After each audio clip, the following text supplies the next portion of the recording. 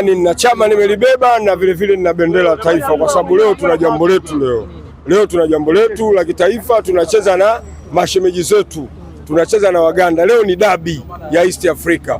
Kwa hiyo ndio maana tunasema Watanzania leo wote tuwe macho, umeelewa bwana, tuwe macho, tuwe kifikra pamoja na nini, tuwe kiroho na timu yetu katika jiji la nini, jiji la Rabat Morocco, katika kuifanikisha timu yetu kimaombezi ili tuweze kupata nini, pointi 3 leo tunapocheza na Uganda. Na leo mnakuja kukutana na jirani hapa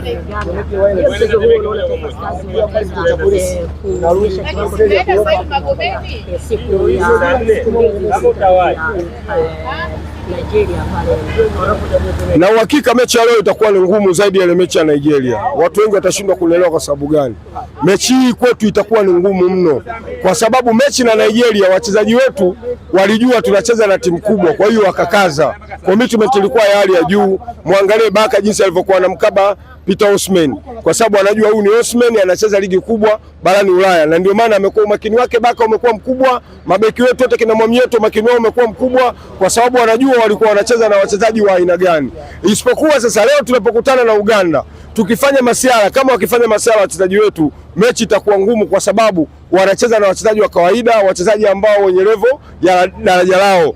Kwa hiyo wao ni wakubwa kuliko nini, kuliko timu ya Uganda. Kama tunavyofahamu ligi ya Uganda haipo hata kwenye 20 bora, haipo barani Afrika, lakini ligi yetu sisi ligi namba 4. Kwa hiyo timu yetu wataona kama tunacheza na timu ambayo ya kawaida, lakini mimi ninachofahamu mechi leo itakuwa ngumu sana, kwa sababu kwanza ni dabi.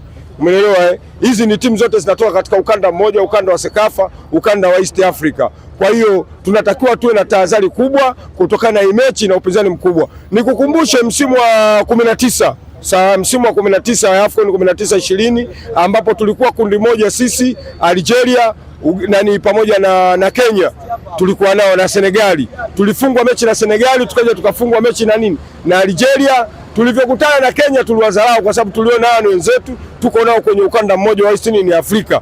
Kwa hiyo tunafahamiana, mechi ilikuwa ni ngumu mno. Tuliwatangulia goli 2 bila.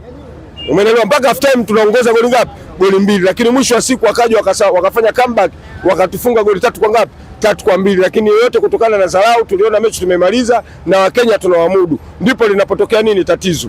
Kwa hiyo mechi na Nigeria, mechi ilikuwa ngumu. Tumecheza na timu ambayo kwenye renki za Afrika iko ndani ya 5 bora, na ni watu washafanya makubwa katika mpira wa Afrika na mpira wa dunia kwa ujumla, kwa sababu Nigeria ishachukua mpaka kombe la dunia la Olimpiki, na wachezaji wakubwa wanacheza ligi za Uingereza, Ufaransa, Italy, Uturuki. Umeelewa bwana? Kwa hiyo wana wachezaji wakubwa. Leo napozungumzia Peter Osman ni mchezaji mkubwa sana, lakini mwisho wa siku tulicheza nao vizuri, wakatufunga sawa kiupinzani, na sisi wenyewe tu nafasi tulipata 3 za wazi tukashindwa kuzitumia, lakini ile mechi tulikuwa tunaimaliza tunawafunga Nigeria. Kwa wachezaji wetu commitment ilikuwa ya hali ya juu, kwa sababu walikuwa wanajua tunapambana na timu kubwa. Lakini leo tunaenda kucheza na Uganda, timu sasa ya daraja letu.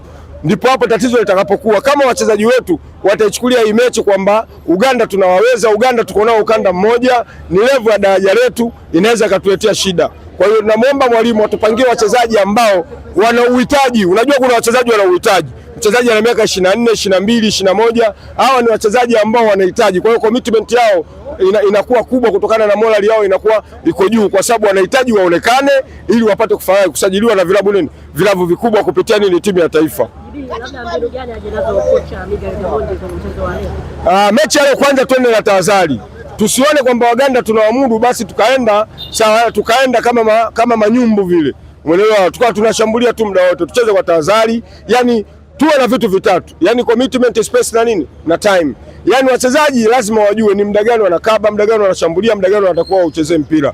Pasipokuwa na umuhimu wa kuchezea mpira, sawa, waachie mpira. Si umeelewa? Na vile swala la space, tutengeneze nafasi, tuzuie nafasi mpinzani asizitumie, na vile tuwe na matumizi mazuri ya nafasi. Lakini kikubwa juu ya yote ni commitment. Hii ndio mpira wa sasa hivi. Mpira wa sasa hivi haumuhitaji Mbappe, haumuhitaji Neymar, haumuhitaji nani. Unachohitaji sasa hivi ni commitment. Wachezaji wamwage jasho, wajitume, waone kabisa kama wanacheza na Nigeria. Sio Uganda, tunacheza kama na Nigeria au tunacheza na Cameroon au tunacheza na timu kubwa kama ya Morocco. Na ndio maana unakuta mechi zetu kubwa zote, mechi na Morocco ukiangalia, tukicheza na Cameroon mechi inakuwa ni ya upinzani mkubwa kuliko tukicheza na vitimu vidogo Uganda, Kenya au Zambia. Umeelewa? Kama unakumbuka mechi na Uganda, hawa tuliwafunga Misri, lakini wakaja wakatufunga sisi uwanja wa Taifa. Kwa nini? Tulishaona hawa tunawaweza, tumewafunga Misri, hapa nyumbani tunawafunga, tukawadharau, matokeo yake wakaja wakatufunga sisi. Hata Zambia tuliwafunga 1-0 away nyumbani kwao, tukaja hapa